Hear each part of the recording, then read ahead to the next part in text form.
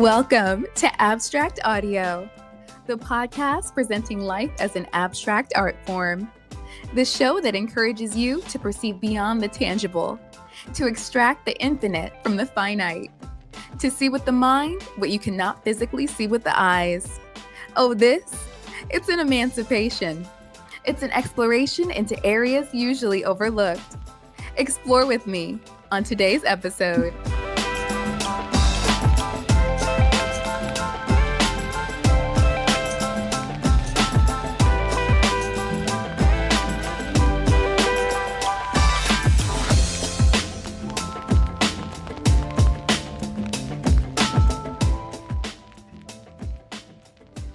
Greetings to all the lovers and friends out there. It's about that time once again. Welcome back to Abstract Audio. I'm your host, Amber Janae.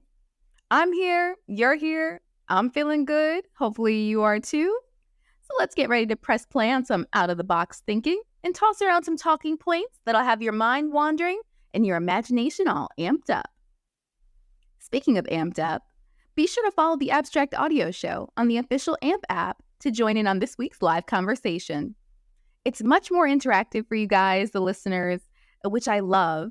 We'll also be playing a lot of good music over there, having a good old time. So y'all be sure to check that out. I set it up with you guys in mind after all. Mainly because it just seems like a lot of you guys could benefit from a live forum. You know, coming off our last episode on boundaries, I noticed a lot of you guys, myself included, had a very strong opinion.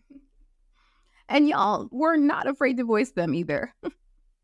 I was getting all kind of DMs and messages about this last one. And what surprised me most was that many happen to be surrounding boundaries within romantic relationships specifically. Which, makes complete sense. Like, I understand why you guys may have trouble implementing the true nature of healthy boundaries once we shattered those preconceived notions of what they really are and how they are really meant to work. Which is why I wanted to take the opportunity this episode to delve deeper into the topic of love. But not just any love, y'all. I'm talking unconditional love. Similar to boundaries, the idea of loving unconditionally is often misused and ultimately misunderstood. Like, everybody claims to want it, right? But do we truly know what to do with it once we get it? Do we even deserve it? Is it even truly possible? Or is it merely a romanticized notion that carries hidden dangers like everything else in life? So, whether it be in regards to yourself or someone else, let's take an abstract look, shall we? The concept of unconditional love is an interesting one, no doubt. And I can't help but draw the connection from last episode on boundaries, because it's also something that's so often thrown back in your face when it's time to draw boundaries, right? It's as if no matter what your partner does or no matter what their motivations, you're just supposed to be there for them. And if you don't, your love is deemed sometimey or conditional or not real. It's funny though, because the topic also came up in the last season of this show I used to watch. You may have heard of it. It's called Ozark, right, of all places. If you haven't seen it, it's on Netflix and you're definitely missing out. And no spoilers, but if you've seen it, you know we the viewers are witnessing real time this kind of bizarre relationship between main characters Wendy and Marty, and you're left wondering why Marty puts up with everything. Even Wendy got to a point where she herself is wondering why he sticks around. Eventually, Marty sort of draws a line at saying his love for her is unconditional, but it took me a while to understand that. Maybe a long time ago, before life chewed my ass up and spit me out, I would have described the kind of love I wanted to find in my life as being unconditional. But honestly, I don't think that's accurate for most of us, and it's probably not even healthy. But Marty's version is what keeps a lot of relationships going.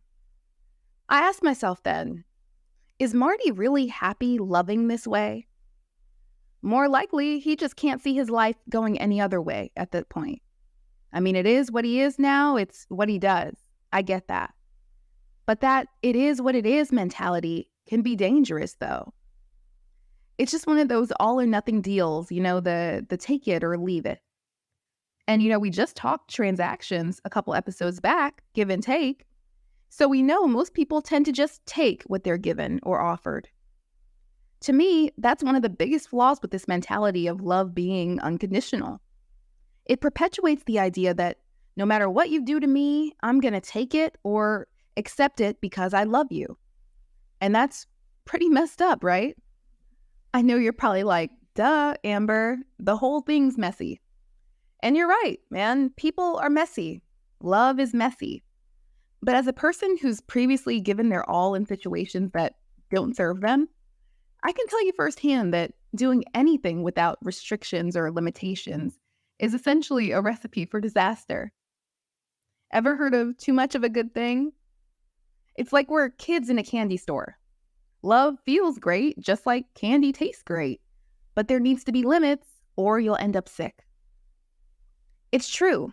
Unconditional love, often portrayed as the purest form of affection and devotion in our society, has its pitfalls and dangers when applied inappropriately, just like anything else.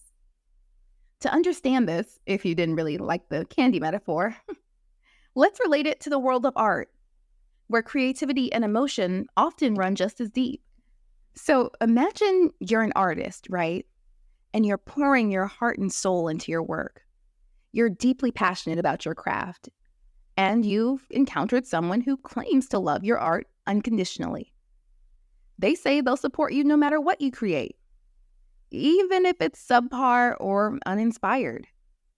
Sure, it may feel great at first, but in this case, the fans' unconditional love of your art may end up stifling your artistic growth and development. When artists receive that kind of unwavering praise and support, they can become complacent, not pushing themselves to explore new techniques or even take creative risks. There's some actual science behind that. In psychology, it's called the praise paradox. Basically, it's the dilemma of how to provide praise that motivates without leading to complacency or a fixed mindset. Feel free to look it up if you have a minute. But it also reinforces the idea that, say, if someone loves your art unconditionally, they might not provide any constructive criticism or honest feedback when necessary. This can hinder an artist's ability to refine their skills and possibly reach their full potential. Or oppositely, the expectation of unconditional love in art, in this case, can set an unattainable standard. Artists may feel pressured to constantly produce exceptional work, often fearing disappointment or withdrawal of support if they fall short. Artists may even struggle to express their true selves in their work if they feel they must cater to the expectations of those who claim to love them unconditionally. This can result in inauthentic art that lacks depth and genuine emotion. In some cases, individuals who claim to love an artist's work unconditionally might even have ulterior motives, such as financial gain or control over the artist's output. This can lead to manipulation and exploitation, like we discussed in the reciprocity episode.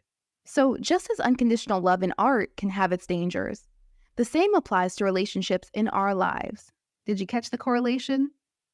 While the concept of loving someone without conditions may seem noble, it's essential to recognize that healthy relationships often involve a balance of constructive feedback and honesty, rather than just blind or unwavering support. Now, the only exceptions to this that I've encountered fall under either the category of familial love or self-love.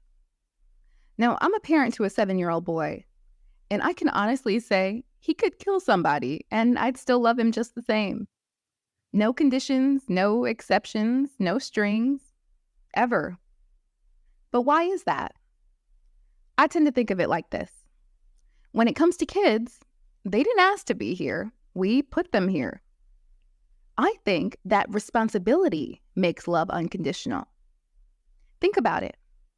In this life, you're only truly responsible for yourself and the people you bring into this world. Love is powerful. And to quote Spider-Man, with great power comes great responsibility. The only people you're stuck with forever, whether you like it or not, is yourself and your family. But in my opinion, though it may be an unpopular one, it doesn't always have to be reciprocated. Like the child, for instance, has no obligation to love the parent unconditionally. There's no responsibility that way. That's a truth a lot of people have a hard time accepting.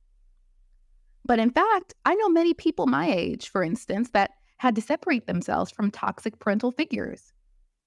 Not placing the blame on anyone, but at the end of the day, if people don't or can't treat you with respect or act respectfully, whether there's blood there or not, love can only take you so far.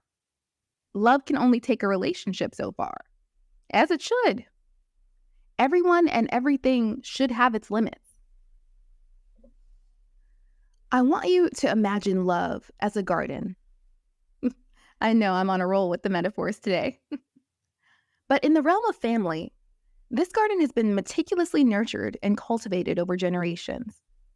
It's a garden where the roots run deep and the soil is rich with history, shared experiences, and close bonds. However, when we venture beyond the family garden, we enter unfamiliar territory, right? I mean, the soil is different, the climate is unpredictable, and the seeds we sow aren't genetically linked to us. This is where the true challenge of attaining unconditional love outside of family becomes apparent. In this family garden, unconditional love is like a perennial plant that has the ability to withstand all seasons. Its roots are intertwined, making it resilient even when storms rage. But outside of that garden, love often resembles fragile annuals that require specific conditions to thrive. They need the right amount of sunlight, water, care to blossom. The inherent nature of unconditional love demands vulnerability, trust, and deep emotional bonds, which take time to develop if they ever do. It's like trying to plant a new perennial in unfamiliar soil. It might take years or a lifetime before it becomes as sturdy as those in the family garden, if it ever happens at all. Self-love is unique in the same sense, that it can be truly unconditional, and for some, it's hard as hell to achieve. It's tough because it involves accepting and caring for ourselves despite our imperfections. Taking the time to pour into, or in sticking with the metaphor here, water ourselves. But balancing that self-love with love for others involves extending the same kindness and understanding to ourselves that we may readily offer to others. That kind of self-compassion is the foundation for better well-being and for a better life. That's what they mean when they say love will save the world. It helps us nurture our own mental and emotional health, enabling us to give more authentically and genuinely to others. Which is all fine and dandy. But one thing I always found issue with is, you know how everyone's always saying, oh, you have to love yourself before anybody else can, and vice versa. Like, part of that resonates with me, but another part of me feels like it's an oversimplification of sorts. Just because often it seems people who don't love themselves honestly tend to love others even harder. Because there's that gap to fill, you know? It makes more sense to me that they'd put more emphasis on finding and keeping love outside because they lack it inside. But hey, that's just my take. Blame the Gemini in me for straddling the fence here. So while we can strive for unconditional love outside of family and self, we must acknowledge that it's like cultivating a brand new garden. It requires patience, understanding, and the willingness to weather the uncertainties of the external world. So do I think it's real? Yes. Attainable? Sure. Do I think it should be the standard? Not at all. Simply not everyone is deserving of it outside of those familial or personal confines. I mean, everyone has parents they should ideally gather it from, and every person should love themselves. But no matter how you choose to view it, love is something to be valued. If someone knows that it'll always be there no matter what they do, it'll lose its value. I'm certainly no expert or love doctor here. But my advice, if you guys are uncomfortable setting boundaries in your relationships, is to separate the actual love from the social contracts they exist in. Know that there doesn't necessarily always have to be conditions on the actual love. It doesn't go away that easily, right? But if nothing else, ensure the social contracts that the love exists in does have conditions and that people do not get to break those conditions just because you love them. Fair enough? Well, guys, that's all I have for today. Thanks so much for joining me on our journey into the danger and impossibility of unconditional love. It's been an eye-opening exploration of one of the most complex and profound human emotions there is. I'll try to get a guest spot booked for next week, but until then, be sure to follow us on our website, theabstractaudioshow.com. Follow us on Instagram, Facebook, and on AMP at The Abstract Audio Show as well to stay up to date and informed. And until next time, always appreciate the abstract in your life.